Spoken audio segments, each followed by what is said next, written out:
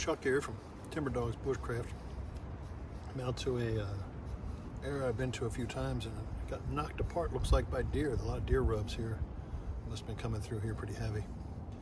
Anyway, I put it back together and I built a little like I guess a windbreak where the camera's actually sitting on right now. And, put some air, a little kind of a fence in here.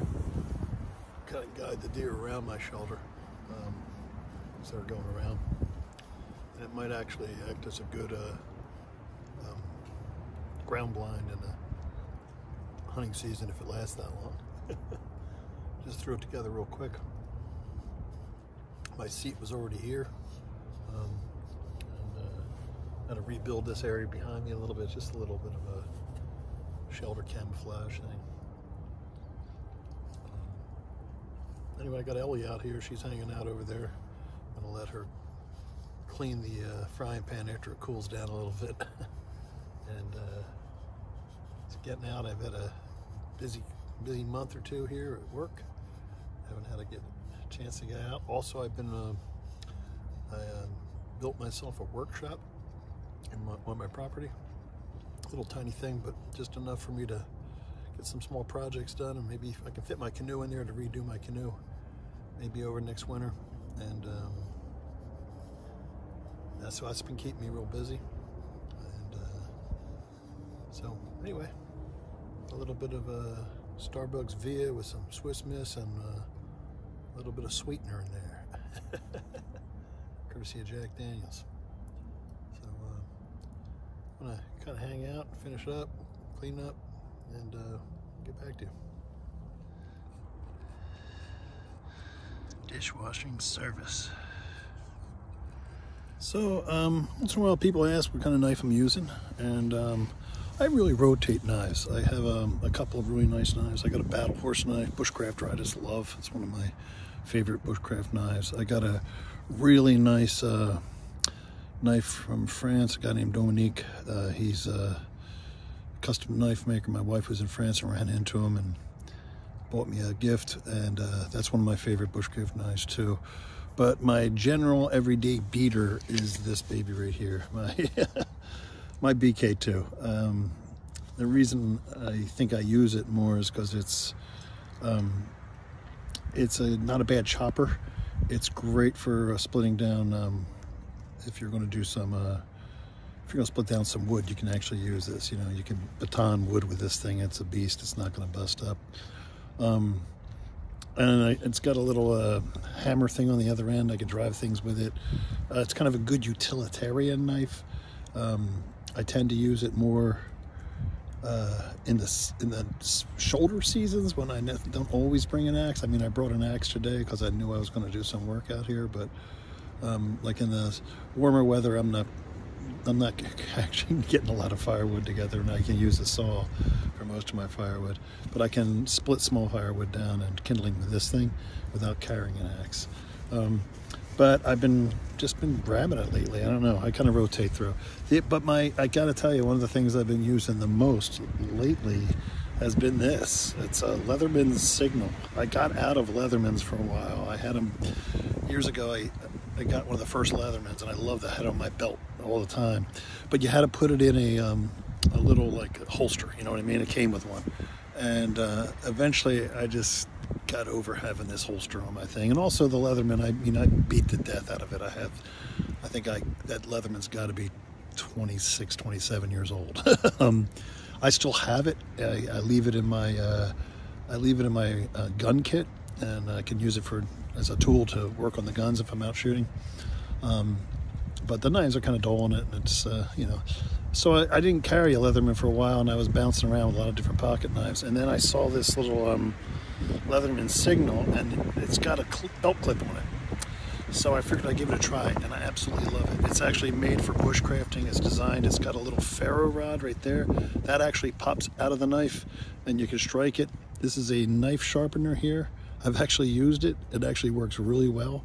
And then it has like the normal Leatherman stuff where let's see if we can do this one-handed, where you can open it up like a set of pliers. And these pliers are awesome. I was doing some fence work in my yard, and I could cut the like the wire fence with those things, and those things are replaceable. They have little you can see there's little nuts in there, and you can pop them out, and you can order new wire cutting blades when they get, you know, messed up, you know, and they will, you know what I mean, if you're using it like a tool. It's also the other really cool thing. It's got like a screwdriver adjustment thing on it. It's got stuff like this. It's got a hammer, and that's actually a bottle opener, which is great when you're drinking beer. And that little hexagon thing is actually, you can use it as a little wrench. But I think one of my favorite things about this compared to my old Leatherman is the old Leatherman, you had to open it up in order to activate the knife. Oh, I can't even close this. But this one you don't. This one, the knife, it's actually right on the outside, right there. And you can actually take your thumb and activate the knife like that. So you don't have to open the whole tool to get the knife. And the same is with the saw. The saw's on the other side, and you can, there's a saw right in here, and you can, it's hard with one hand really, without camera in hand, but I can pull it up like this. There you go. And you can pull out the saw. The saw is great, super sharp. I've been using it for like little tiny carving things, but I actually use it around the house and as a utilitarian thing at work all the time. But like today, I chose to use this to cut up my sausage because it's just so handy. I can pop it out of my pocket, pipe it back in. And it clips right in my pocket. I don't have to carry a holster, which I like. I don't like to have that extra stuff on my belt. I think it is because for years I was a framer and I carried things around my waist and it just started dragging on me. That's why I don't carry a belt kit all the time. And I don't like to carry a lot on my waist. I think for some reason, it just reminds me of work. I want to be reminded of work out here. So, but anyway, that's what I carry for that. I just got back from a trip to Chicago for work yesterday, and it was raining terrible yesterday around here, and I woke up this morning, it was beautiful sunny, and I said, I'm getting outside. It's not real cold, but the wind kicked up for a few minutes there. Got me chilly. I put my hat and I pulled my hood up. Ellie is over there working on that frying pan. She, I usually, I'll leave a little bit of egg in the bottom of a frying pan, and then I'll wait till it cools so she can just clean the frying pan. And I think by the time she's done, it'll look like it's spotless. And yeah, it's a dishwasher, you know, automatically built in. I'm kind of excited. I had a knee replacement, and resulting from my knee replacement, I ended up losing a lot of weight from just moving around more than I used to. And I've been out on 3 backpacking trips since the first of the year. 2 of them with a group from the forum, the Bushcraft Forum. Great guys. It was really wonderful. One was like just a day trip. The other one was an overnighter. And then I did another backpacking trip up in upstate Pennsylvania, a solo thing. And then I'm kind of planning on one more backpacking trip in the next couple weeks, and then I'm going to start prepping for a canoe trip. And I'm going to do a couple canoe trips this weekend, little overnight. One's an overnighter, one's a 2 or 3 nighter. And then I think in September I'm going to try to, or end of October, or somewhere in there, beginning of October, end of September, who knows. I'm going to try to get in another canoe trip, but that one will be a little bit longer if I can. So anyway, this little update on the Timber Dogs channel. Ellie's doing great. She's getting older, so she doesn't necessarily like getting out as much as she used to. I think she gets a little more picky now. Yeah, she was a sled dog that ran a lot of really major races, like over 100 miles and 200-mile races. And but as she's gotten older, she's I think gotten a little more sensitive to the cold, and also she has become addicted to the sofa. We are, you may see this dog in one of my upcoming videos. We have a foster dog right now. He's a big Labrador Retriever, but he's the only Labrador Retriever I've ever seen who doesn't chase a ball or doesn't like water. Does love the sofa. I call him a Laprador, not a Labrador, because he just wants to be in your lap. And we're looking for a home for him. We're just fostering him for a while.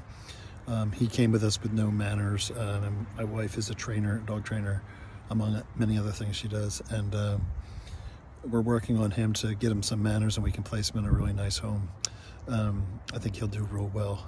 And and then I can go back to my Ellie and my wife's dog, Jolie, who's a Briard, which is a French herding breed. That's my wife's show dog. And yeah, and my wife and I and the dogs are planning on doing a couple canoe trips. We've been working with the dogs, getting them used to sitting in the canoe at home. And hopefully we can get them out on the canoe. That'll be fun. So anyway, that was just a little update, and thanks for watching. And if you like the video, please like and subscribe, and hope to see you out again. Bye.